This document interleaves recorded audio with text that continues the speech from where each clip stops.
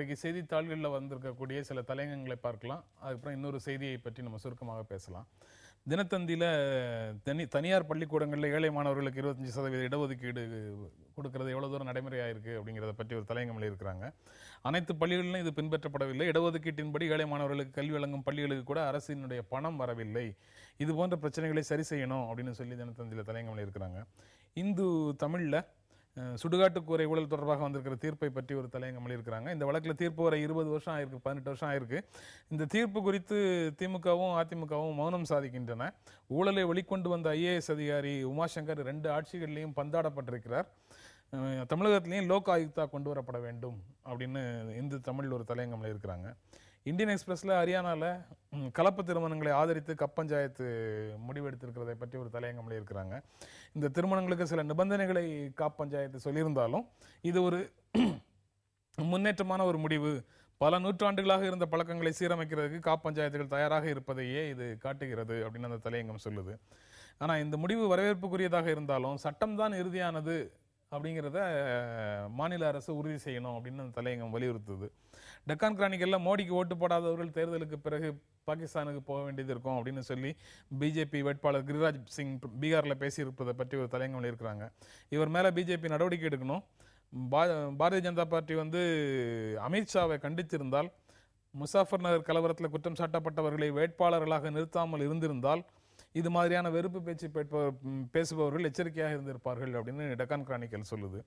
Times of இந்தியாவில் தென்னிந்திய மாநிலங்களில் பாரதிய ஜனதா கட்சியினுடைய பலம் பற்றி ஒரு தலையங்கம் எழுதியிருக்கிறாங்க. இந்த 4 மாநிலங்களில் 128 மக்களவைத் தொகுதிகள் இருக்கு. 2009 பிஜேபி இதில் 19 இடங்களில் ஜெயிச்சுது. இது எல்லாமே கர்நாடகாவிலேருந்து தான் இருந்தது.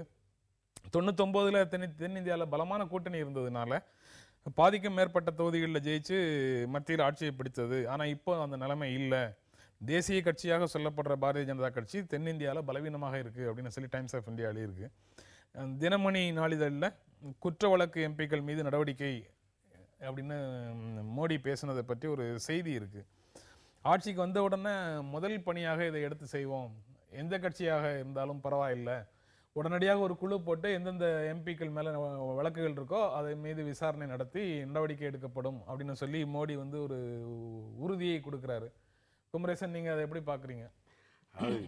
பல கிரிமினல்களை வேட்பாளராகவே நிறுத்திட்டு அவங்களுடைய ஆதரவோடு ஆட்சி அமைச்சிட்டு அப்புறம் அவங்கள வெளியேற்றுவோன்னு சொன்னால் யாராவது நம்புவாங்களா?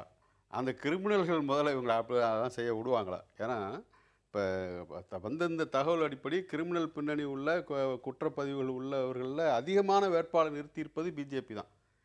நீங்களே உதாரணமாக சொன்னீங்க, இந்த எடுத்துக்காட்டில் சொன்னீங்க.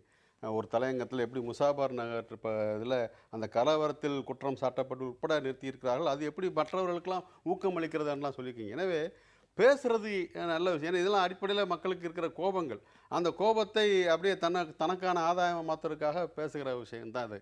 இது அதற்கு மேலே இதுக்கு எந்த முக்கியத்துவமும் கிடையாது. இவரால் ஏன்னா அடிப்படையில் கிரிமினல்கள் எப்படி உருவாகிறார்கள் என்பதற்கான அந்த அடித்தளங்களில் எந்த விதமான மாற்றமும் கிடையாது.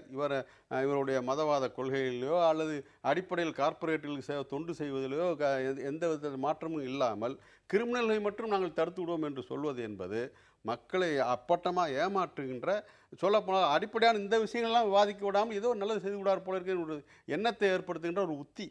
நீங்கள் முதல் 6 கட்ட வாக்குப்பதிவுகளுக்காக வேட்புமனு தாக்கல் பண்ணி செய்திருந்த வேட்பாளர்களுடைய மனுக்களில் இருக்கக்கூடிய வழக்குகளை ஆய்வு செய்து அசோசியேஷன் ஃபார் டெமோக்ராட்டிக் ரிஃபார்ம்ஸ் ஒரு செய்தி சொல்லுது. 5432 வேட்பாளர்களுடைய மனுக்களை பரிசீலித்தோம்.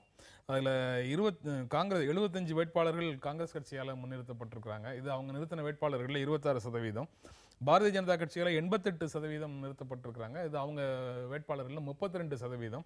ஆம் ஆத்மியிலேருந்து ஒரு 15% வேட்பாளர்களை நிறுத்தியிருக்கிறாங்க அப்படின்னு ஒரு 3 முக்கியமான கட்சிகளுடைய இதை பற்றி சொல்லியிருக்கிறாங்க ஏடிஆரில். நீங்கள் எப்படி பார்க்குறீங்க அதை? இன்றைய நிலையில் குற்றப்பின்னணி இருப்பவர்கள் தேர்தலில் ஒரு முக்கியமான கட்சிகளால் நிறுத்தப்படுறதுங்கிறத ஒட்டுமொத்தமாக தவிர்த்து விட முடியாது. அது ஒரு ரொம்ப ஒரு அன்ஃபார்ச்சுனேட், ஒரு துரதிருஷ்டமான ஒரு விஷயம்தான் அது. இப்படிப்பட்ட ஸ்டேட்மெண்ட்டுக்கு பின்னாடி இது நிஜமாகவே ஒரு சின்ன குறுக்கீடு.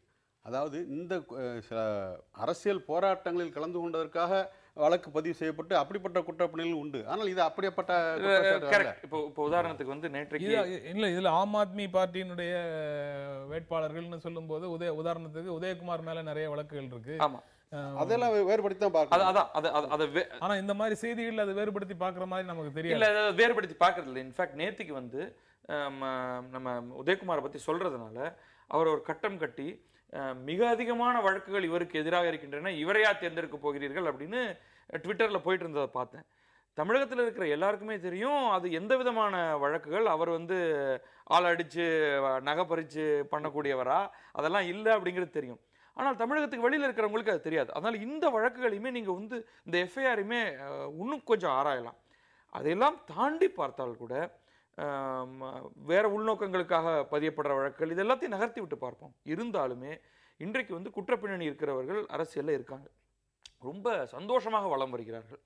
அவர்களை கொண்டு போய் தேர்தலில் நிறுத்தினால்தான் ஜெயிப்பதற்கான பாசிபிலிட்டிஸ் இருக்குன்னு பல கட்சிகள் நினைக்கிறாங்க, பாரதிய ஜனதா உட்பட.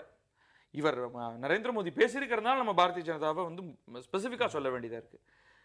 இவர் நினைக்கிற மாதிரி எல்லாம் அவ்வளவு ஈஸியாக இதை மாற்றணும்னா கீழிருந்து பல மாற்றங்கள் வரணும். நான் வந்து இந்த காரணிகளை மாற்றணும்லாம் கூட நான் சொல்ல மாட்டேன். முதல்ல அந்த கார்பரேட் மதவாதம் அதெல்லாம் கூட ஒரு முக்கியமான விஷயம் கிடையாது. மக்கள் வந்து குற்றப்பின்னணின்னு அவர்கள் மனசுல தெரிஞ்சிருச்சுன்னா ஒரு வாக்கு கூட போட மாட்டாங்க, நீங்க யார் எந்த கட்சியை சேர்ந்தவர்களாக இருந்தாலும். அப்படிங்கிற நிலை வந்தால்தான் இது மாறப்போகுது. ஒரு விதத்துல நமக்கு நம்ம ஆம் ஆத்மி எடுத்துப்போம். ஒரு விதத்தில் அவங்க ரொம்ப கடுமையாக முன்வைக்கக்கூடியது வந்து ஊழலுக்கு எதிரானது, குற்றப்பின்னணி. இந்த ரெண்டும் ஒரு காரணமாக இருப்பதனால தான் ஒரு விதத்தில் நரேந்திர மோடியே இன்றைக்கு இதை பற்றி பேசுகிறார். இப்போ நம்ம பேசாமல் விட்டோம்னா ஆம் ஆத்மி போன்றவர்கள் வந்து தங்களுடைய அந்த கான்ஸ்டிடியூன்சியை பலப்படுத்தி விரிவாக்கிடுவாங்க. அப்போ நாம் இதை பற்றி பேசணும் அப்படிங்கிறது தோணியிருக்கு.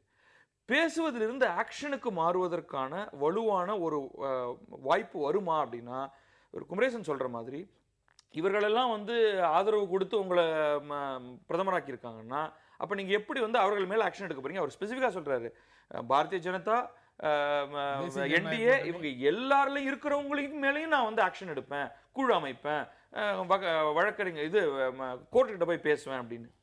இது அவ்வளவு எளிதாக எனக்கு தெரியல.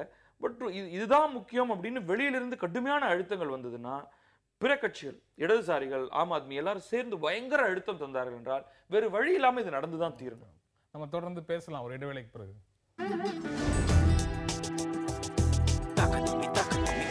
Taka,